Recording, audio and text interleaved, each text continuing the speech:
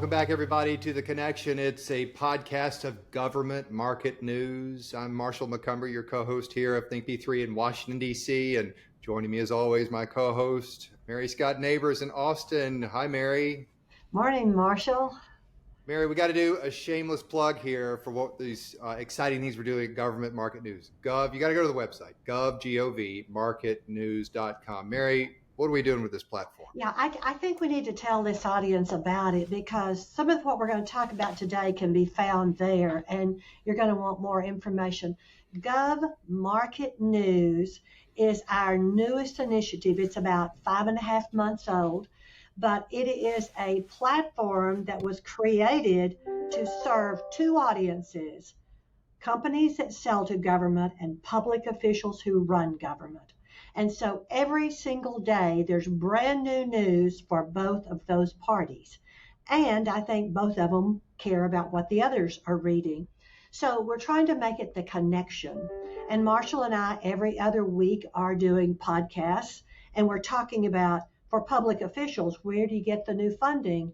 Where is it available? How do you get it? What kind of grants are being awarded? Because why?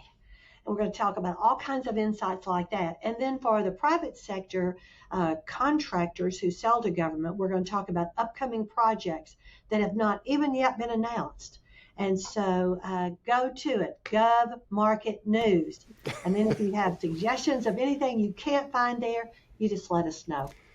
So on that note right there, Mary and I are trying to touch on lots of exciting things happening in this incredible infrastructure decade we're seeing across the country right now. Every community, all the federal funding, everything. And by the way, if you have ideas that you want to hear us talk about, please let us know. Reach out to us and we'll bring a guest on. We had somebody from Louisiana State Broadband Office last time. Fascinating discussion. The one we want to talk about today that we've heard a lot about is called transit-oriented development. Those are fancy words, but it kind of means developing the land around transit stops in cities and out in the suburbs. And as we all know, the changes in work habits, a lot of people working from home, so the cities are really trying to invest in their transit systems, but group development around these stops so people have access to reliable, affordable transportation to get them to and from their work. Mary, FTA, Federal Transit Administration, announced I think it was last week, maybe a week and a half ago, another, I think I have down here, $17 million for 20 projects across the country, right? Even you're in Austin. I think Austin got one too. Austin did get one. And that program that Marshall just mentioned, transit-oriented development, that program has got billions of dollars to allocate. And so they have just started putting out millions for planning efforts. And so, of course, if you look at who got the awards to plan, you can also look to see what are they planning for. And, just absolutely to mention just a few, the city of Phoenix got $1.2 million to plan. And what they're going to plan is they're going to pick a location where a station is, a public transportation station. And the money is to build affordable housing, small businesses, all kinds of amenities to make it easier and more pleasant and more convenient for public transportation. So developers ought to go crazy over this, but so should all other kinds of contractors, because it's going to be everything else from landscaping to technology to construction. Every city across America is looking at their downtown right now. Yes. Right? Yes. Whether they've been booming, they're nowhere near transit. A lot of the big older cities definitely are looking, and they call these infill developments, right? They've got vacant land that the agency or a city might own. And they're saying, how can we leverage that? How can we monetize that, right?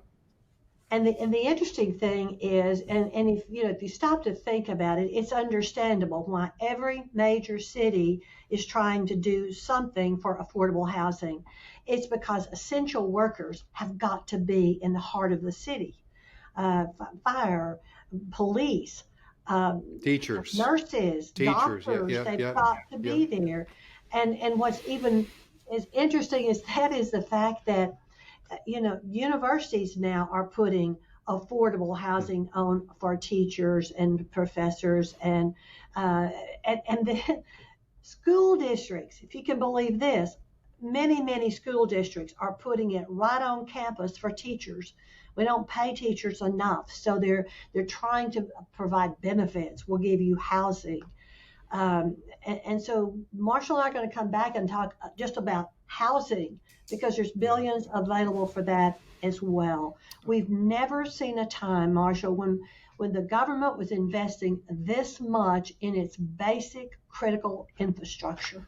I know, and I think it's an interesting way you put that, basic critical infrastructure. Housing, I think, is community infrastructure. It's essential Yes. community infrastructure. And as to your point, there's a housing crisis in every community across the country. Borrowing costs Yes. are up, inflationary pressures are up, gas is up, utilities are up, and people are having a hard time getting to their jobs, hard paying for gas. And that's why cities say, how are we going to compete? And I want to emphasize Mary's point about these types of grants. If you are a developer out there, or if you're looking to get into space, you got to know what's coming next. And these grants are a way to see what cities are thinking about and what they want to see happen. Right? I mean, that's at the end of the day, we want to know what's coming next out there. And Marshall, let me just throw out a couple of places that got really big funds just to plan the projects.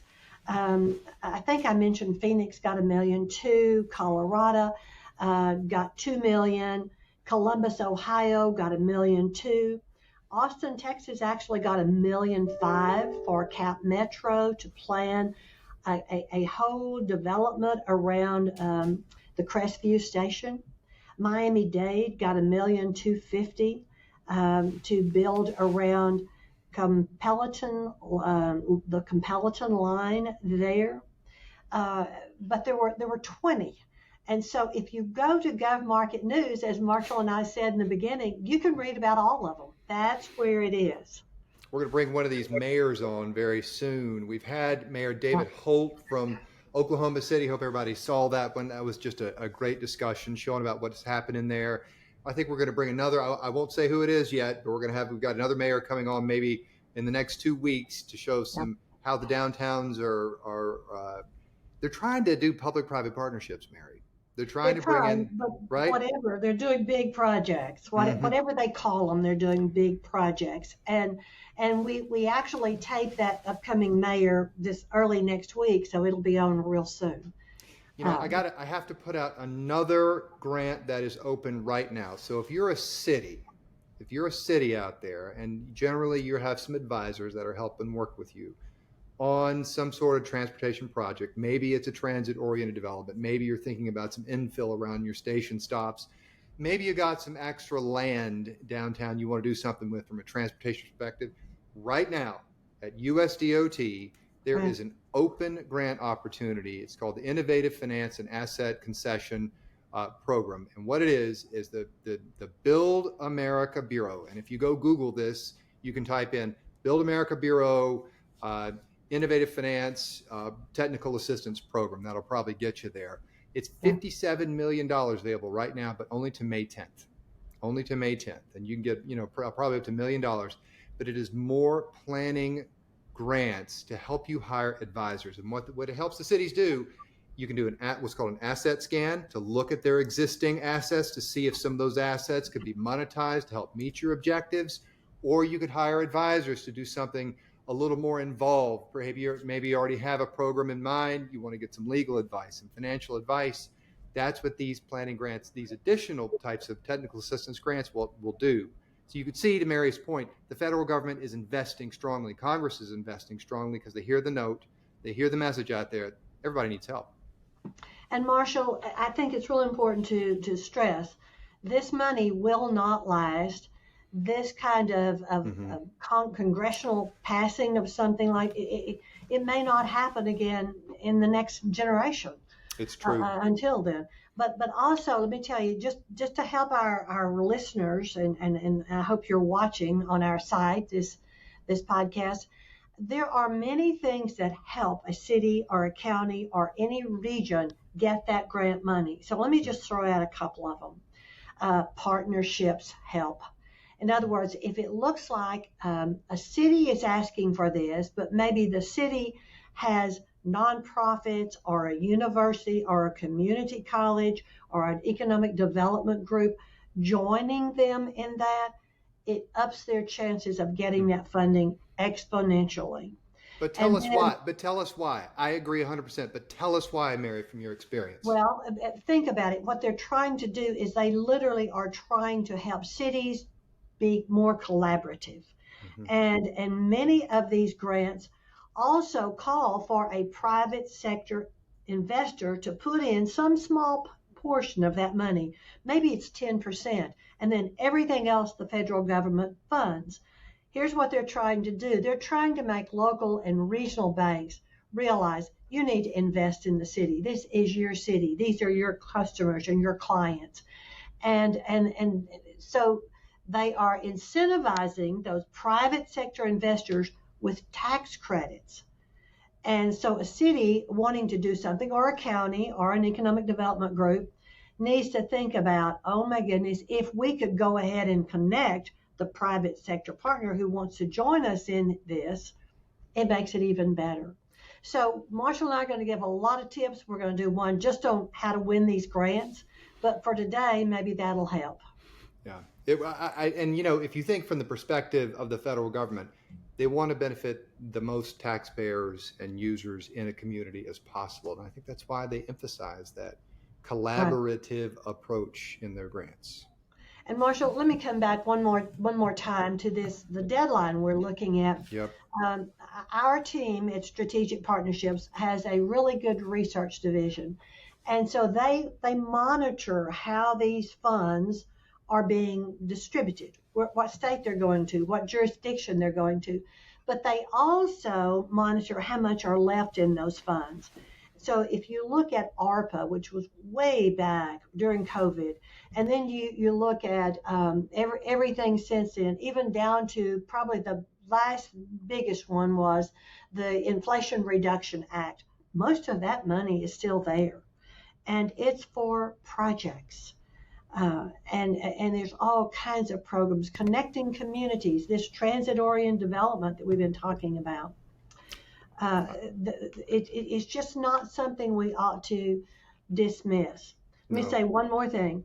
I have been urging governors to make resources available in their state for the cities and the counties that want to apply for these grant funds.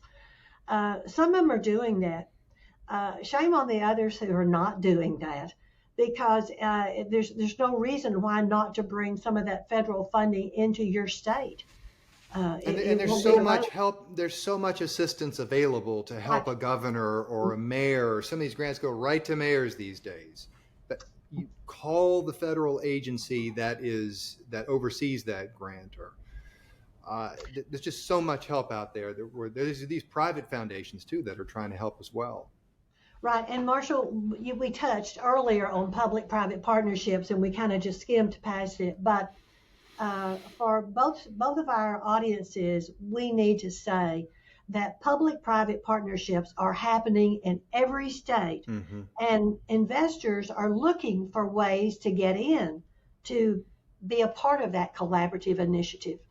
So hopefully, if you're a mayor or a county official or a state official, hopefully you'll urge someone there by saying, let's learn more about these public-private partnerships. We could use some of these projects that would help us for the next decades. That's right. They could do so much more, but it does take a little bit change in mindset to go off and try to do something different. But I'm telling you, it's transformative.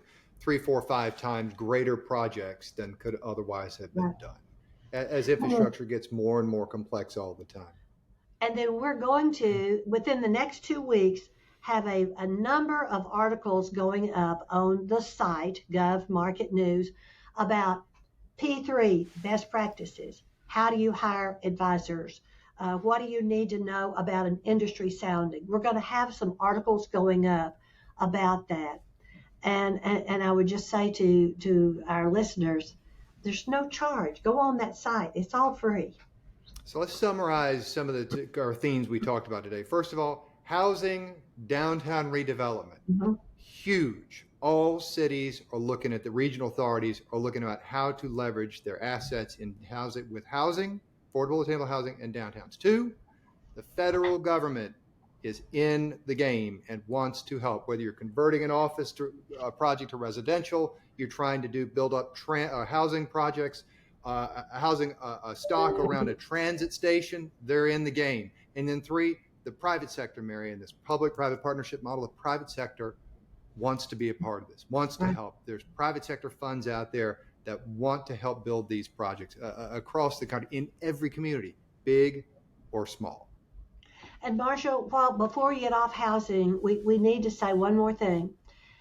Almost every state has what's called a public finance corporation program. And a public finance corporation is a nonprofit entity that is heavily involved in helping with the affordable housing. So if our listeners don't know what a PFC is, Public Finance Corporation, that would be a really good thing to Google, and then Google it and see if your state has those, because that's the way a lot of this is getting done.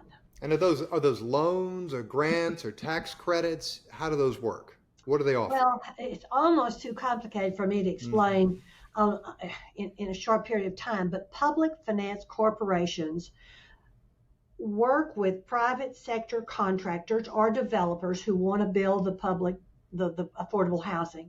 They go to a city or a county, and they are the brokers who bring the two together.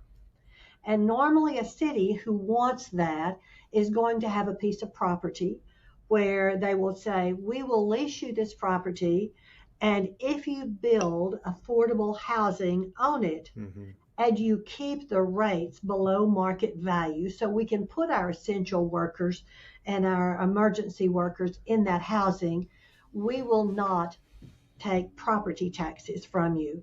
We'll lease it to you for 50 years, 100 years, and you will be free of property taxes. So it's just another program that is real interesting for developers to know about and for public officials to know about. And I want to add on to this thing. I'm thinking about the state of Florida. The state passed a new law that would enable the development of affordable and attainable housing more quickly by helping some of the cities better deal with their zoning challenges, approval challenges at the local level. So you're seeing, even from we would say a statutory perspective, the laws governing the approvals and reviews of these projects, those are trying to get easier to help draw in more folks to any particular location. So I think it's good news all around. So we're seeing at the federal level, we're seeing at the state level and the local level. I think one of the challenges, of course, is trying to coordinate all that, because it gets kind of confusing at times, but it can be done, and it is being done. And so, Marshall, I'll close by saying this. I called out governors saying you need to be helping with this. I want to also say this. National associations for mayors, national associations for county officials, national association for economic development officials, they need to also be putting out just this same kind of information, because as I said, this funding won't be available forever. And we have so many critical needs. So many. It's an exciting project and so many opportunities. GovMarketNews.com. And this is the Connection podcast to Government Market News. Great conversation as always, Mary. We'll pick this up again probably a week or two. And I hope everybody, thanks for joining us today.